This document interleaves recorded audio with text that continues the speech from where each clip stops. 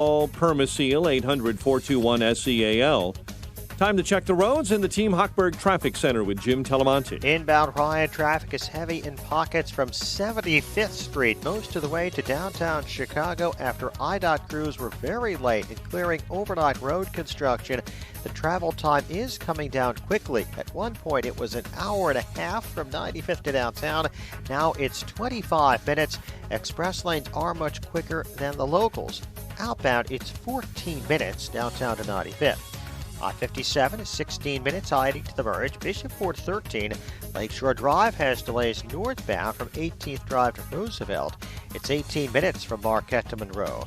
About Kennedy, 24 minutes, O'Hare to downtown. The Ike, 35 minutes from 390. Stevenson, 33 minutes from 355. I'm Jim Telemonte on AM 560, The Answer. Chicago's Morning Answer continues next. AM 560 Weather Center forecast, partly sunny. Nice today, high 72. It's 53 degrees right now. Next news at 7:30. Chicago's Morning Answer with Dan and Amy continues next on AM 560, The Answer. Listen to AM 560, The Answer, online at 560theanswer.com, on the AM 560 mobile app, on your Alexa-powered smart speaker, on TuneIn, iHeart, and radio.com. This is Chicago's Morning Answer with Dan Proft and Amy Jacobson on AM. Suburb of Johnstown, Pennsylvania, corner of Cambria County in the foothills of the Laurel Mountains, full of young families and retirees. The homes here are lovely and well kept. The neighborhood is tidy, and the school district is highly ranked. It may end up deciding the 2020 election. Christina Sackmar has lived in Cambria County most of her life. Like many residents, she began her political journey as a Democrat, but she found herself more aligned with the Republicans decades ago, hasn't budged since. An occupational therapist at the local hospital, she is the quintessential suburban white female voter. What the media and pundits forget, writes Zito, is that Trump didn't win the majority of female voters in 2016, especially in the suburbs of New York or D.C., but he did win just enough of them in suburbs in Pennsylvania, Wisconsin, North Carolina, Michigan, and Florida to help him eke out victories across those battleground states. All suburbs are not created equal, and all suburban women are not the same, particularly metropolitan area by metropolitan area. That was the other point Zito made, reminding people that Trump struggled with women who hold college degrees, but he ran strong with white women without college degrees. She also profiles a woman named Carla Muller who lives in suburban Milwaukee. She came within a hair of not voting for Trump in 2016 because, not his personality, but because he didn't have a track record, and so she didn't know if he'd deliver. She says now that he's delivered, she's voting for him, and she says while his gruff demeanor doesn't help, I think that in general the media is just as much of a joke or a disaster as Trump's style is. You can use the word phony. Why can't people just move on to the real issues? We need them to move on to the real issues. Her husband lost his job amid the lockdowns during the pandemic, which is ongoing, of course, and so you can understand her sense of urgency about the real issues. She and her husband have 2 children as well. The bills don't stop once you lose your job. That's right, and so it's just interesting, as Selena Zita always is, sort of a voice in the wilderness in the D.C. press corps to profile voices that you might not otherwise hear from. And that also pertains to congressional races in Illinois. We've talked at some length about the Ives versus Kasten, Oberweis versus Underwood. There's another race that has sort of bubbled up to the surface now that could potentially be a surprisingly close contest, maybe even a GOP upset. Some recent polling suggests as much. And that is the race in the 3rd Congressional District after Marie Newman, who is one of the gal pals of the Socialist Spice Girls. She's a wannabe, don't you think?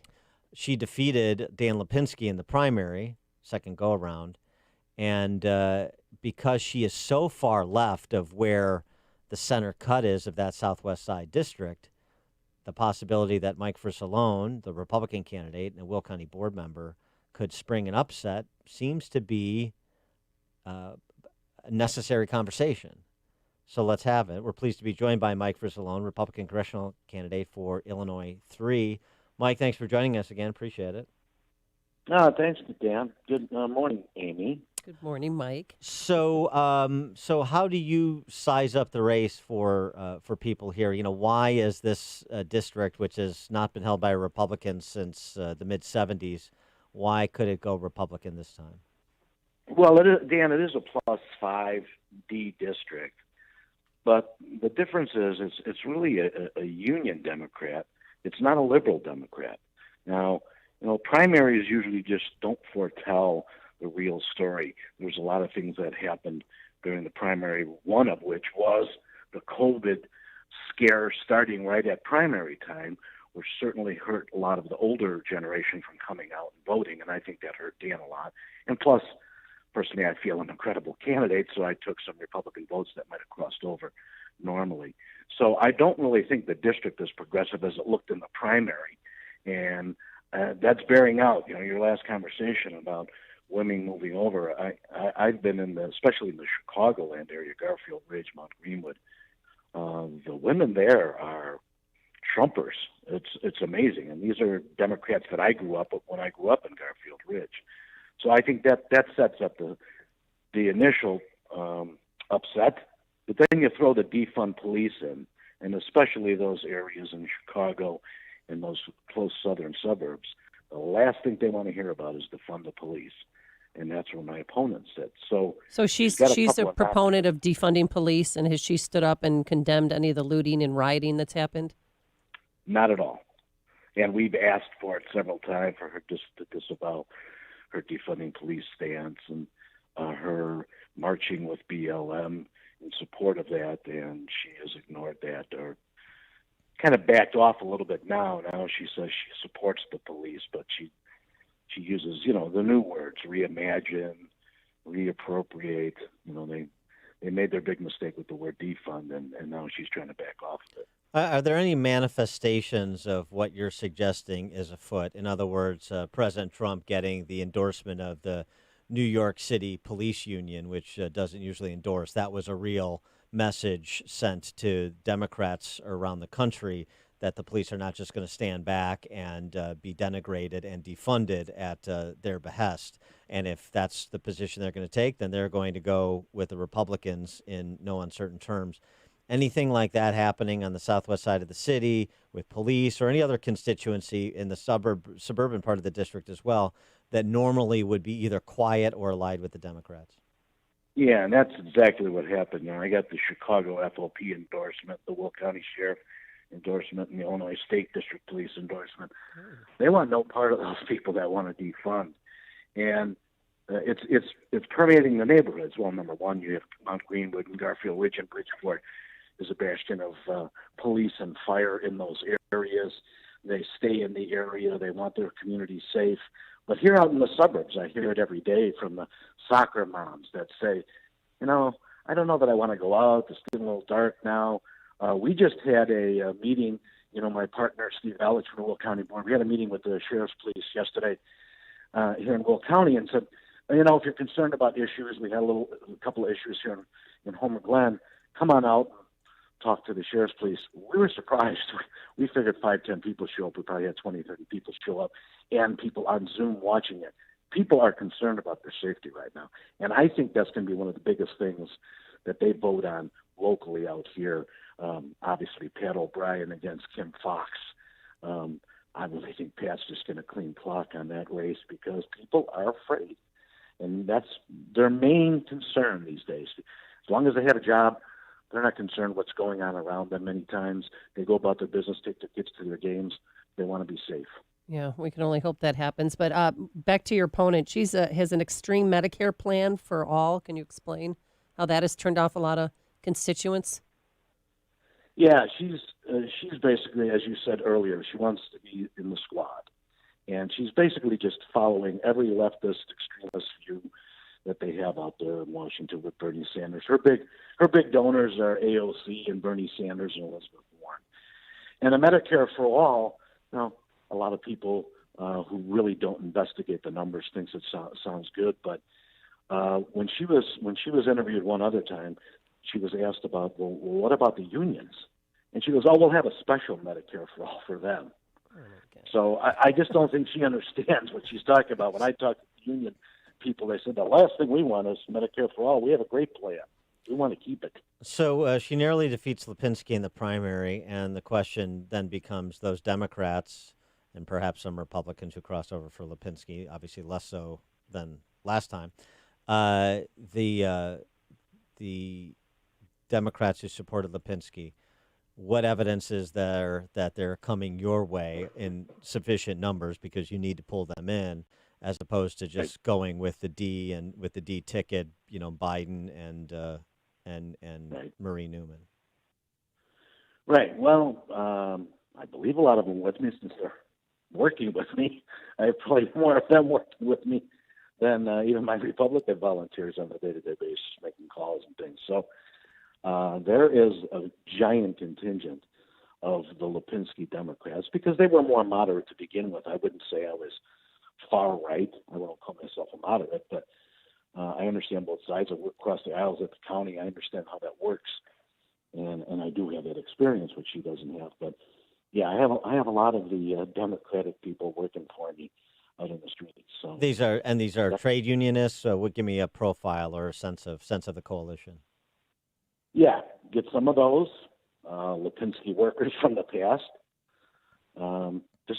Just a lot of those people that take a look at, and everyday people that are saying we can't have a socialist representing our area. We just can't have that. So who do you need to close the show with, if there is a particular constituency, in order to spring this upset?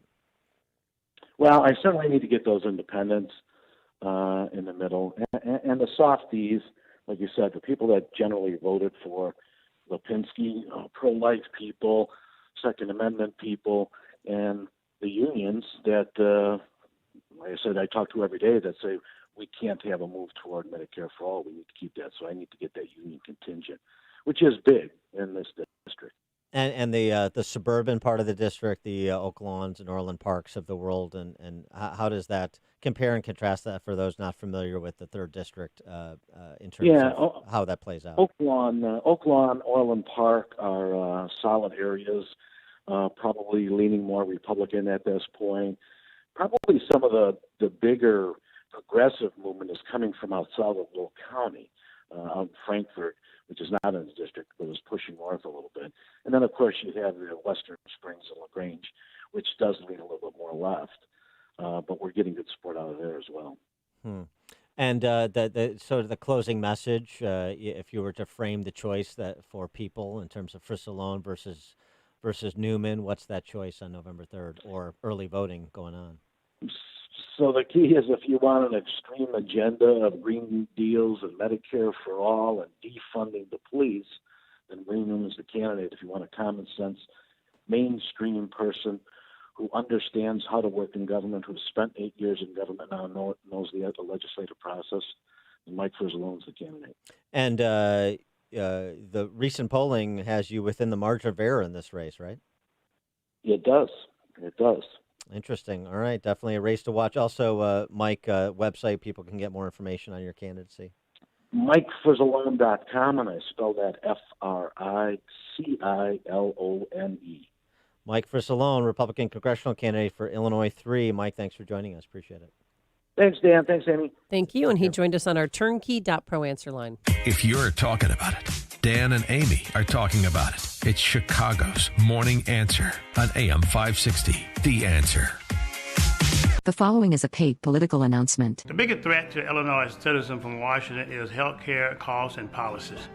Senior citizens have their Social Security reduced from Medicaid, and some of our senior citizens live off $3 a week for food allowance. Working families are facing bankruptcy over policy and limit and costs. Drug prices require decisions between food and Medicaid. I'm Dr. Willie Wilson. Vote for me and send me to Washington. God bless. Paid for by Willie Wilson for Senate 2020. Tell me why Relief Factor is so successful in lowering or eliminating pain. I'm often asked that question. Pete and Seth Talbot, the father and son founders of Relief Factor, tell me they believe our bodies were designed to heal. The doctors who formulated Relief Factor selected the 4 best ingredients, 100% drug-free ingredients that each help your body deal with inflammation. Order the 3-week quick start now. Discount it to only $19.95 to see if it will work for you too. Call 800-500-8384. ReliefFactor.com. Hey, COVID has added an additional layer of security concerns, placing your net